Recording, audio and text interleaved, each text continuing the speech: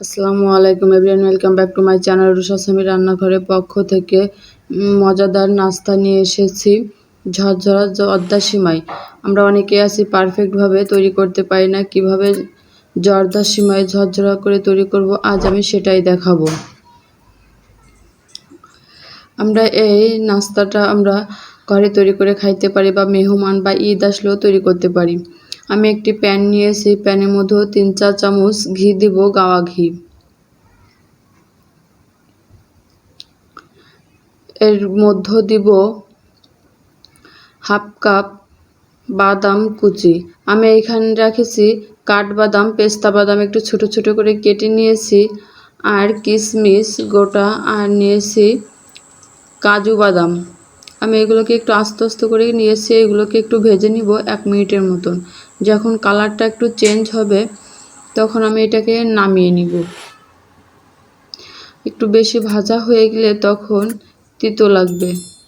আমি ওই একই প্যানের মধ্যে দিব 1 কাপ পানি।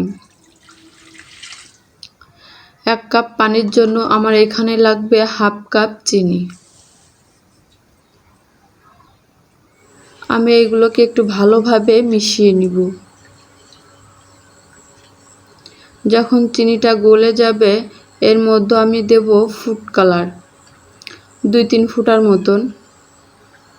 অপশনাল, আপনারা চাইলে দিতে পারেন, আবার স্কিপও করতে পারেন। সেটা দেখালাম না যে আমি ফুড কালার দিয়েছি। এর মধ্যে দিব 2 টুকরা তেজপাতা। আমি এটাকে 1 মিনিটের মতন জাল করে নিব। পুরো 1 মিনিট না, 1 মিনিটে একটু কম। আমি একটু ভালোভাবে জাল করে নিব। যখন জাল উঠে যাবে আমি একটু ভালোভাবে নেড়ে চেড়ে মিশিয়ে এটাকে নামিয়ে নিব। এটাকে যদি বেশি জাল করা হয় তাহলে চিনি শিরা আকারে তৈরি হয়ে যাবে। এর জন্য আমি 1 মিনিটে একটু কম জাল করে নিব।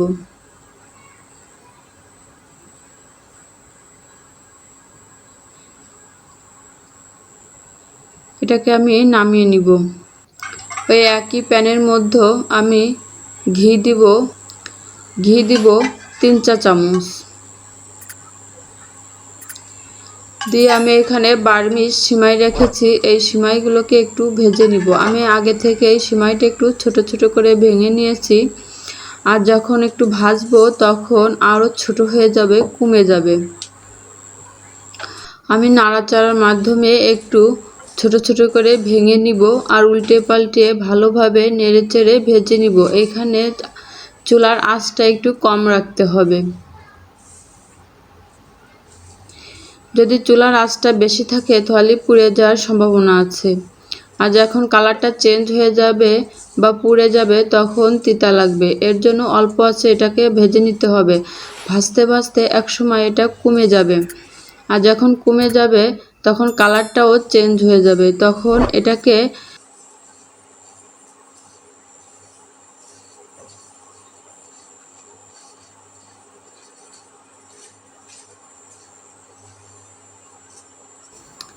আমি যে চিনি দিয়ে পানি জাল করে রেখেছি এটা এর মধ্যে দিয়ে দেব। যখন ভালোভাবে ভাজা হয়ে যাবে তখন এটাকে আমি একটু ভালোভাবে উল্টে পাল্টে মিশিয়ে নিয়েছি। কতটা কমে গেছে আমি একটু ভালোভাবে দেখিয়ে দিচ্ছি।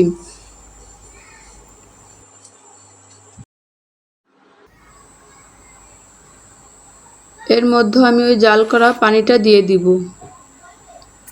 দিয়ে আমি একটু এখানে চুলার আঁচটা একটু মিডিয়াম আঁচে রাখবো। যখন সিমাইটা ভেজেছিলাম তখন একেবারে লো মিডিয়ামে ছিল, এখন একটু বাড়িয়ে দিয়েছি। আমি এখন এই তেজপাতাগুলো একটু তুলে ফেলে দিব।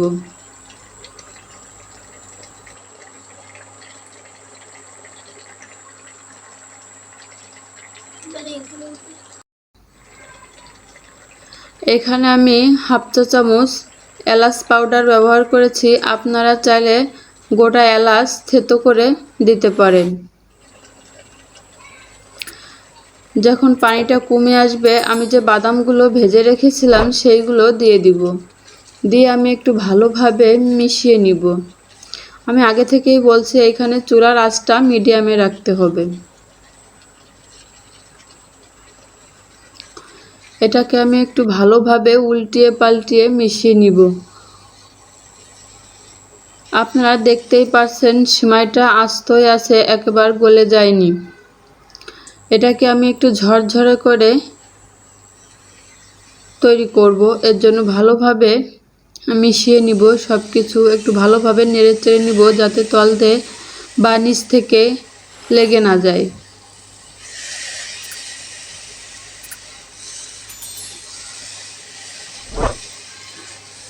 জর্দা সেমাই তৈরি করতে অনেকটা সময় লাগবে, একটু নিরিবিলি ধীরে সুস্থে এটাকে তৈরি করতে হবে। নামানোর আগে আমি এর মধ্যে 1 চা চামচ ঘি দিব, দিয়ে ভালোভাবে উল্টিয়ে পাল্টিয়ে মিশিয়ে নিব।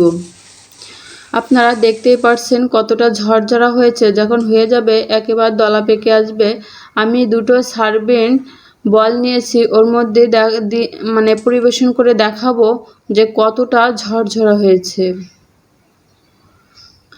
আমি এবার সার্ভ করতেছি, আপনারা দেখতেই পাচ্ছেন। এখানে যতটা আমি তৈরি করছি 3 জনকে পরিবেশন করতে পারবেন।